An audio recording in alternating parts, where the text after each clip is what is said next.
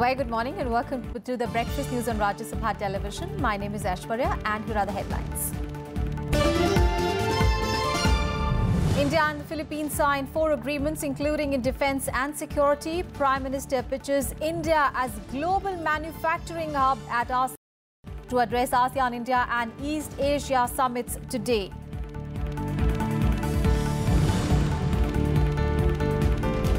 Finance Minister rejects Congress's demand for a single rate of tax for GST, says there is further scope for rationalization, reiterates rates decided after consensus.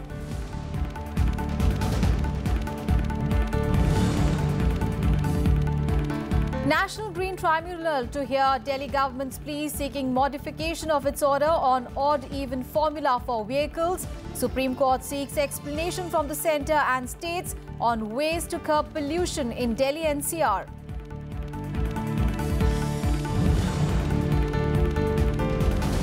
Deadliest quake of 2017 on the Iran-Iraq border. Death toll crosses 450, over 7,000 injured. Rescue operations on war footing.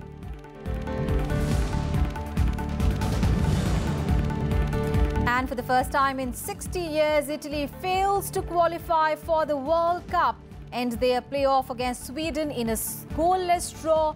Goalkeeper Gianluigi Buffon retires from international soccer.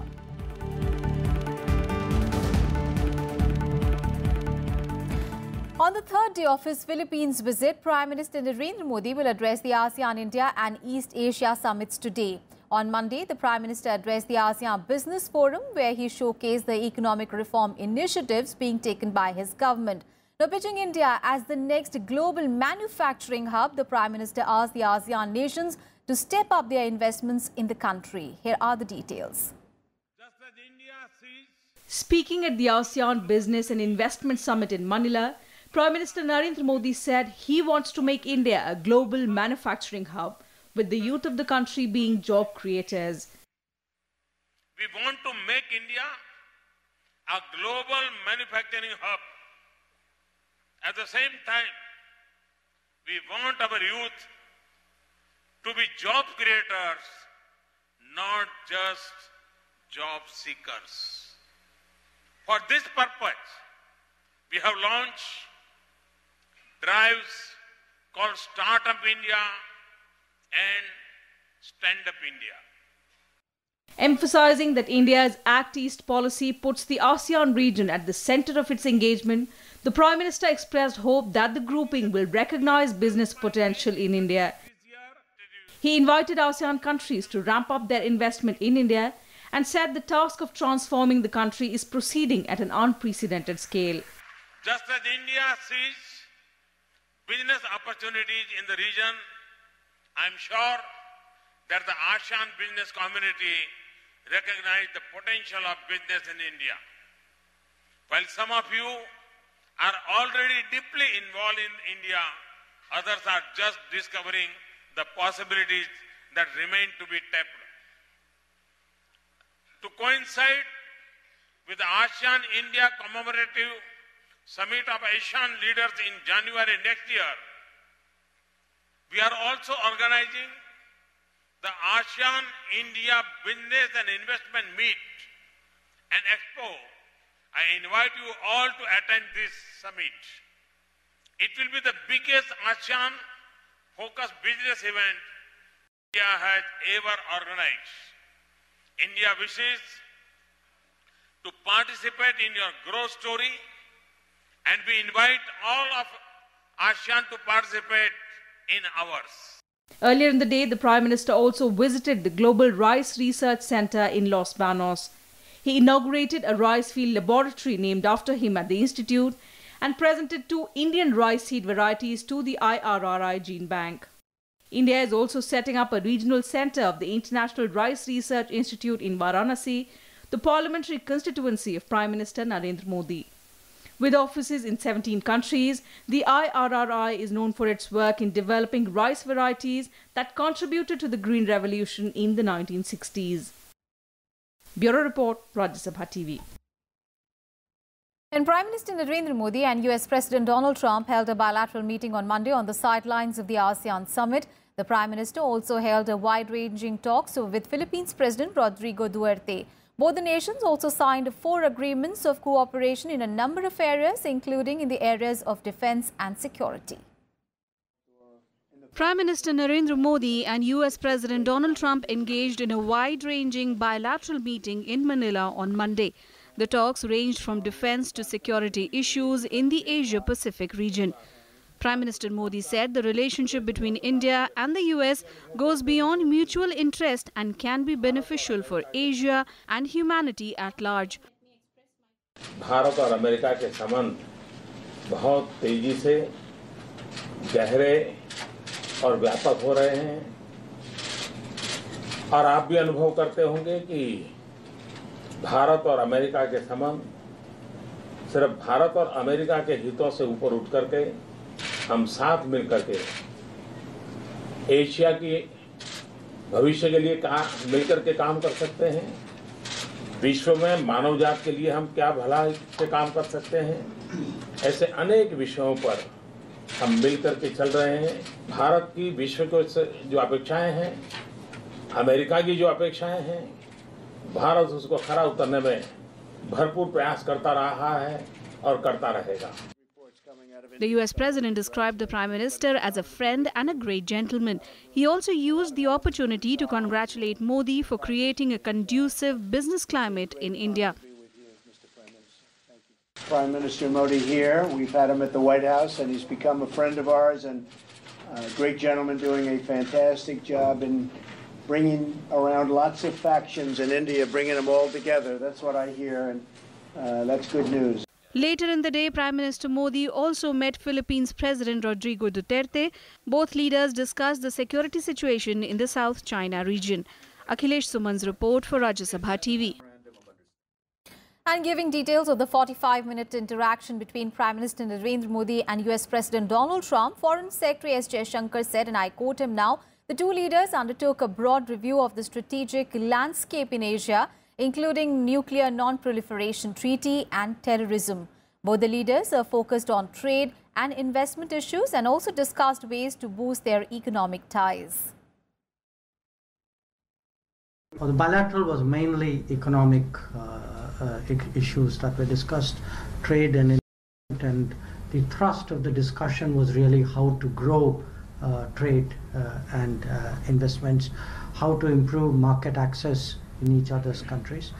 Prime Minister particularly noted that energy imports had started now from the United States. As many of you know, the first shipment of US oil arrived in India. Two issues which came up were obviously the the proliferation and proliferation linkages, and also terrorism came up, particularly in the context of the region west of India all the way till the Middle East. And addressing the Indian diaspora in Manila, Prime Minister Narendra Modi said that the government was making every effort to transform the country and take it to new heights. The Prime Minister lauded his government's initiatives such as Swachh Bharat, Jan Dhan Yojana and Ujjwala Yojana, and said that his government has provided free LPG connections to more than 3.5 crore families in over 3 years. Now, describing the 21st century as Asia's century, the Prime Minister told the audience that it was the duty of every Indian to work hard to ensure that the 21st century belonged to India. देश को आगे बढ़ने के लिए हर प्रकार की संभावनाएं हैं, हर प्रकार का सामर्थ्य है। उसी बात को लेकर के कई महत्वपूर्ण नीतियां लेकर के हम चल रहे हैं।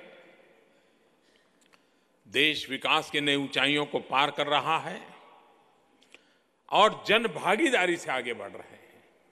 सामान्य से सामान्य मानवी को साथ लेकर के चल रहे हैं और उसके परिणाम इतने अच्छे मिलेंगे कि आप भी अब लंबे समय तक यहाँ रहना पसंद नहीं करेंगे।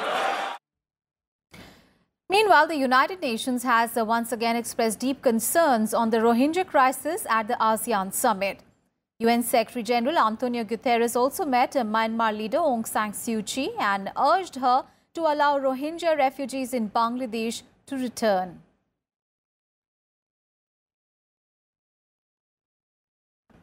I cannot hide my deep concern with the dramatic movement of hundreds of thousands of refugees from Myanmar to Bangladesh. It is a worrying escalation in a protracted tragedy and a potential source of instability in the region and radicalization. The United Nations welcomes constructive approaches by ASEAN, including the provision of humanitarian aid to northern Rakhine.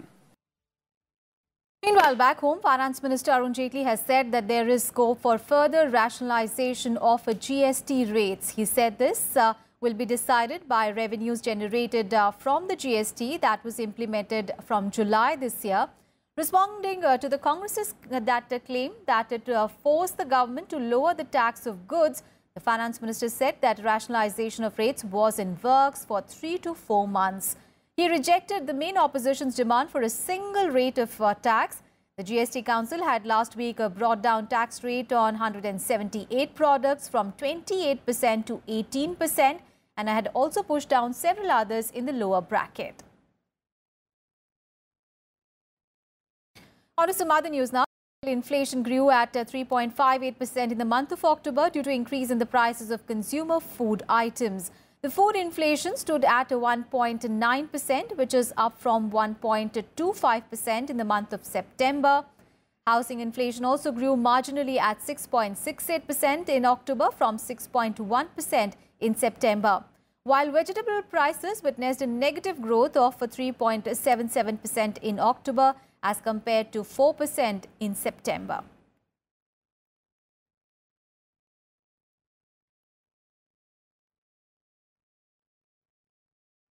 And Canadian Minister of Trade Francois Philippe Champagne and Innovation Minister Navdeep Singh Brains call on Finance Minister Arun Jaitley at his residence in New Delhi on Monday. The Canadian Trade Minister also met his Indian counterpart Suresh Prabhu.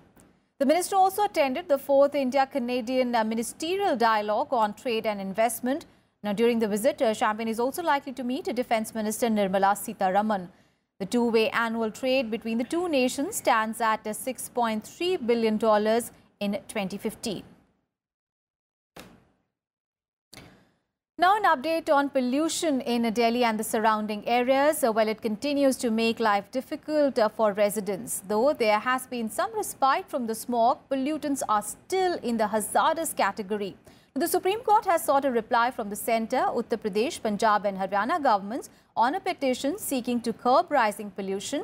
Today, the National Green Tribunal will also hear the Delhi government's plea on the modification of odd-even scheme order.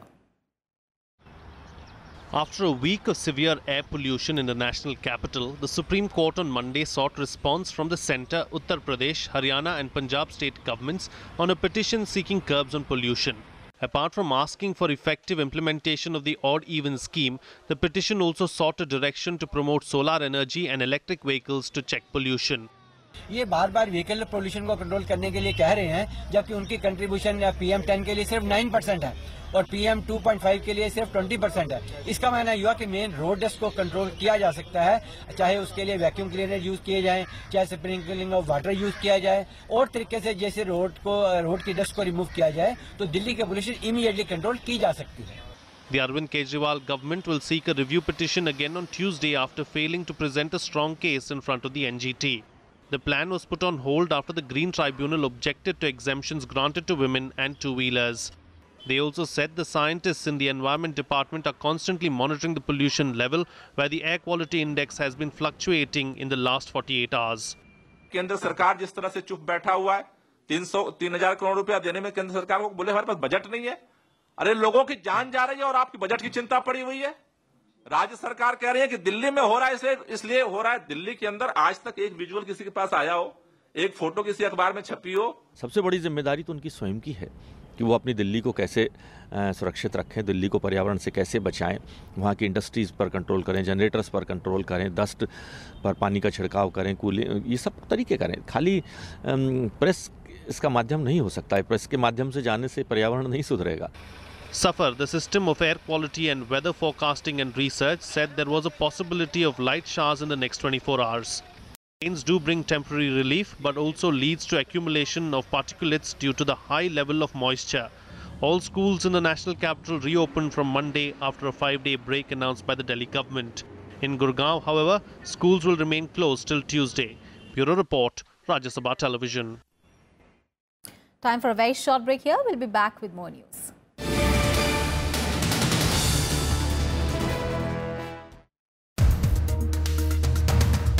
Your severing the ties with Trinamool Congress is almost like a child getting separated from its umbilical cord. Regarding party line, I have got a difference with the Trinamool Congress and imposition of dynasty rule.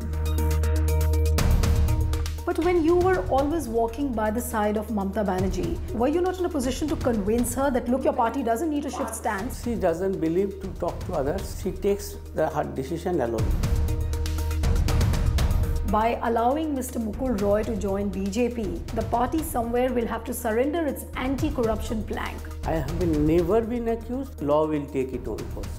Why did the master strategist of Trinamool Congress join BJP? Watch To The Point with Mukul Roy, only on Rajya Sabha television.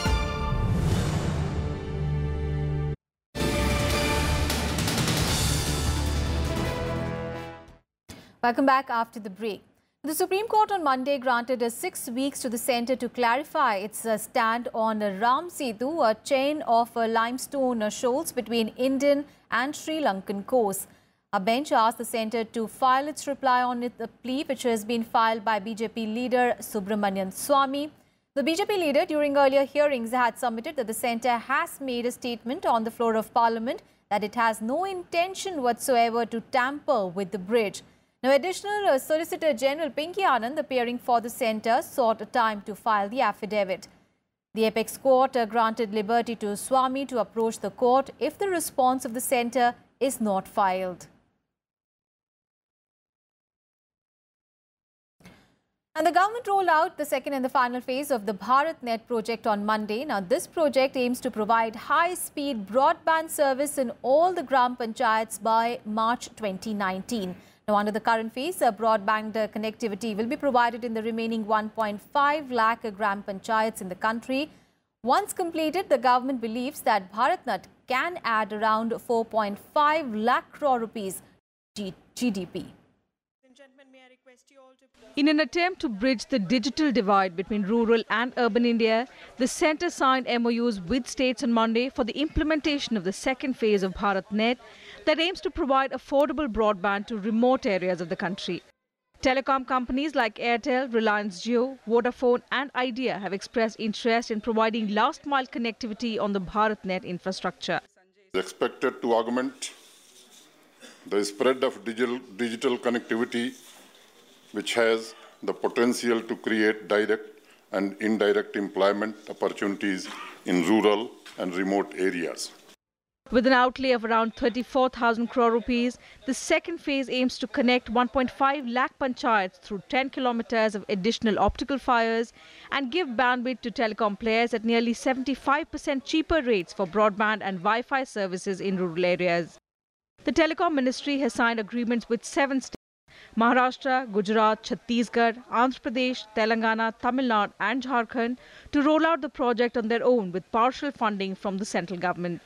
Designed to bring in digital inclusion. And therefore, we need to emphasize upon technology which is inclusive. Adoption का rural formula सबसे बेहतर है. आज आप देखोगे 80 crore rural mobile holders are recharging their mobile every month with a kind of digital method. Broadband infrastructure on optical fiber network has been made available to over 1 lakh Gram Panchayats across the country as part of BharatNet Phase 1. By December 2017, all 1 lakh Gram Panchayats will be operational on the BharatNet infrastructure. As of today, almost 90,000 installations have been completed and services are expected to commence in 80,000 Gram Panchayats shortly. Kriti Mishra's report for Rajya Sabha TV. The largest ever National Achievement Survey based on learning outcomes was conducted on 13th of November. Now, 25 lakh students were covered in the survey. This was the largest ever survey of learning outcomes among students in the country, covering all the states. Students of classes 3, 5 and 8 from government as well as government-aided schools were tested for their performance in the terms of learning outcomes developed by the National Council of Educational Research and Training, or the NCERT. The subjects covered were maths, languages, sciences and social sciences. HRD Minister Prakash Javadekar said that the National Achievement Survey is a transparent and credible exercise done under the third-party verification. Students from 1.1 lakh schools across 700 districts took the test. And Railway Minister Piyush Goyal has approved extension of the Visakhapatnam-Jagdalpur Express up to Dantewada's Kirandul in Chhattisgarh. Now, this is to facilitate easy transport of passengers in Naxal-affected region. Goyal also approved several rail projects for the state while chairing a high-level meeting of the officials in the presence of State Chief Minister Raman Singh in Raipur. The Union Minister also directed to complete the first phase of the East Rail Corridor project between Kharsia and Dharamjaygarh by September 2018. New coaching terminals at Raigarh and Dongargarh were also approved during the meeting. The minister, who holds a dual portfolio of coal, also reviewed coal projects in the state. News from the south of the country. The Puducherry Assembly Speaker on Monday rejected the nomination of 3 BJP members to the House by the centre. The Speaker stated that their nomination was void as it was in contravention of the constitutional provisions and made by incompetent authority.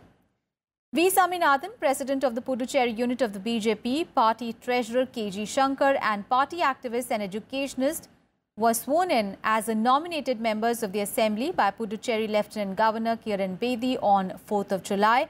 After they were nominated to the House by the centre, it triggered protests by the ruling Congress and its alliance partners on 7th of July.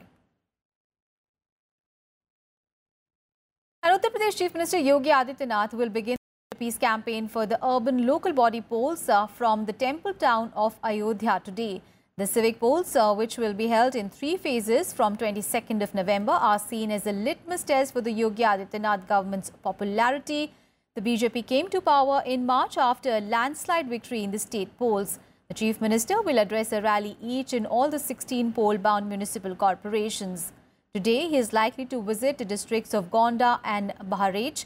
As many as 652 urban local bodies across the state are going to the polls, the highest numbers so far. Meanwhile, the Congress party will release its vision document today. Besides the BJP, the Aam Aadmi Party has also released its election manifesto.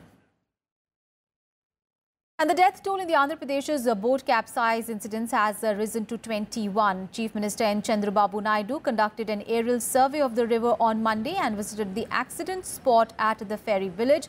Later, the Chief Minister also visited hospitals. A 2-member committee comprising an IS and an IPS officers has been formed to probe the incident. The committee will also suggest safety and precautionary measures to prevent such tragedies in the future. The State Assembly has also passed a resolution mourning the tragedy. The boat carrying 42 people and 3 crew members capsized in the Krishna River near Vijayawada on Sunday. News from Jammu and Kashmir now. Security forces gunned down 2 militants in an encounter in the state on Monday. The encounter took place in the Handwara area of Kupwara district in North Kashmir when militants opened fire at a police checkpost. In Handwara, the police personnel retaliated, killing 2 militants. The identity and group affiliation of the militants is yet to be ascertained.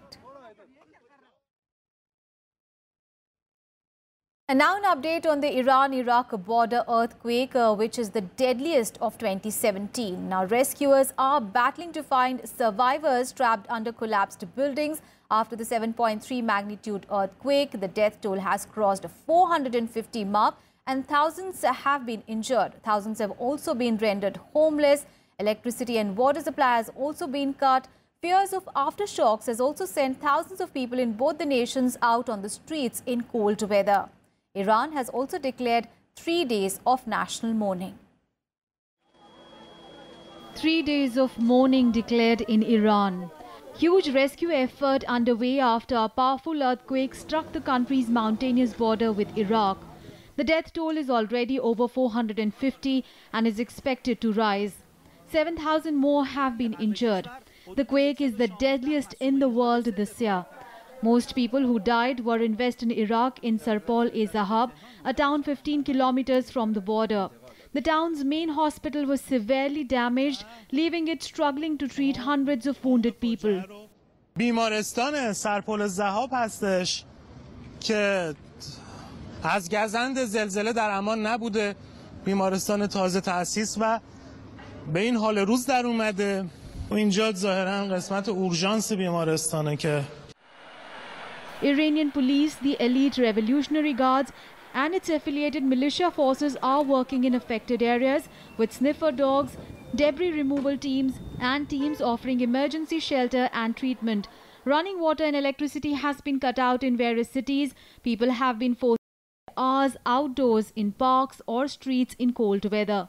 Iran's Supreme Leader Ayatollah Ali Khamenei sent a message of condolence. The country's President Hassan Rouhani will travel to Kermanshah district to oversee rescue work today.